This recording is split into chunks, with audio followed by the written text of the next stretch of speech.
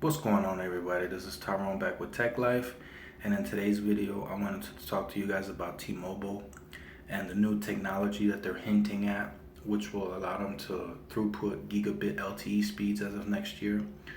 So, shout out to Neville. I've said it in my other videos.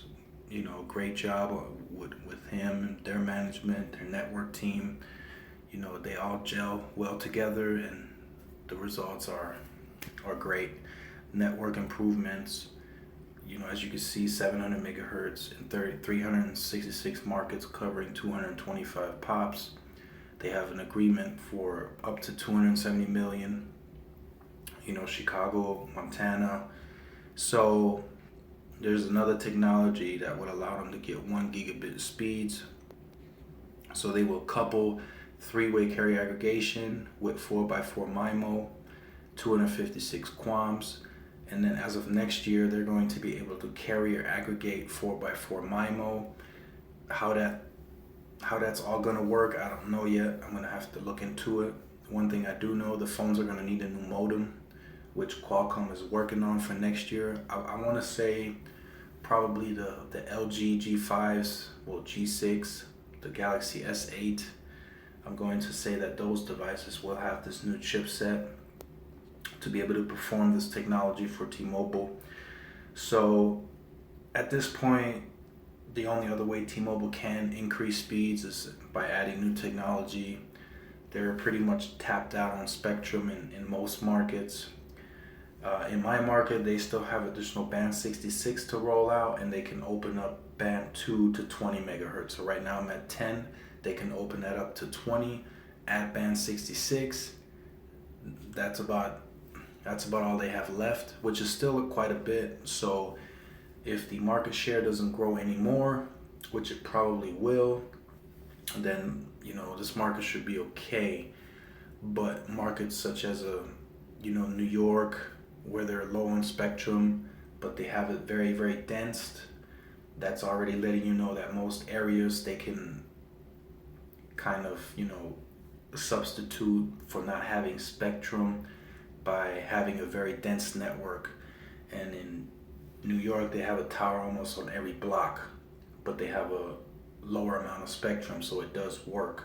But in certain markets right now where it's not too dense, they're trying to make up for having lower speeds with adding a lot more spectrum.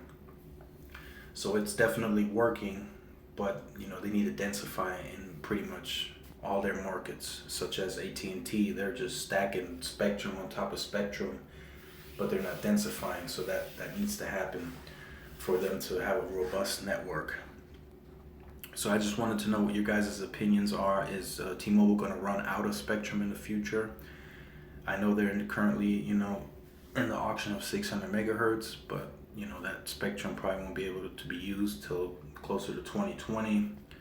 So that's definitely, that's a long-term solution, not a short-term. I guess most of these technologies will hold them over until they can get a, hold of more spectrum. So definitely let me know in the comment section down below. Are you with T-Mobile? How's your service? To all my new subscribers, new viewers, and let's just get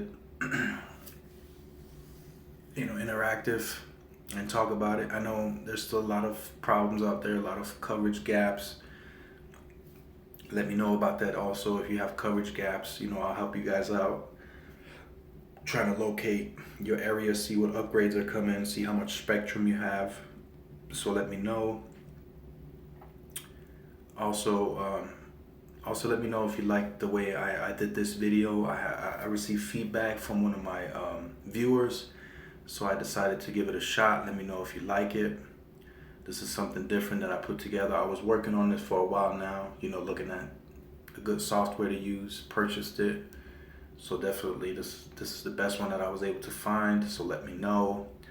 I also got new equipment coming, more videos, some more speed tests. I got AT&T coming.